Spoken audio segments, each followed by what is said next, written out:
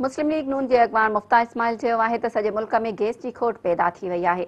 कराची जूं सनअतूं बंदि थी वयूं आहिनि। जून में अहिड़ी हालत आहे त डिसंबर में छा थींदो। कराची में प्रेस कॉन्फ्रेंस कंदे मुफ्ता इस्माइल चयो त गुज़िरियल ई हमाद अज़हर कूड़ ॻाल्हायो। 3 महीना अॻु चयो वियो त नून लीग वधीक गैस जो बंदोबस्त करे वई।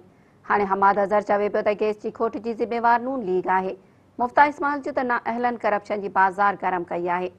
गुज़िरियल साल नदीम बाबर खे $3 खां $4 में गैस मिली रहियो हुयो पर न वरितो वियो। पीटीआई हुकूमत कंहिं बि शइ जी ज़िम्मेवारी नथी खणे। हुन चयो त सॼे मुल्क में LNG गैस जी खोट आहे। कराची जूं सनअतूं बंदि थी वयूं आहिनि। हीउ हर इल्ज़ाम गुज़िरियल हुकूमत ते हणनि था। ईअं करे हू पंहिंजी नाअहली लिकाइण जी कोशिश करे रहिया आहिनि। हुन चयो त सॼे मुल्क में लोड शेडिंग कई पई वञे। गैस जी बंदिश सां रवानगी वापार ऐं टैक्स ते वॾो असरु पवंदो। मुल्क में बेरोज़गारी वधंदी। हुन चयो त नून लीग ते महांगनि मुआहिदनि वारो इल्ज़ाम ग़लति आहे। हुकूमत असांजी महिनत ते पाणी फेरे छॾियो आहे।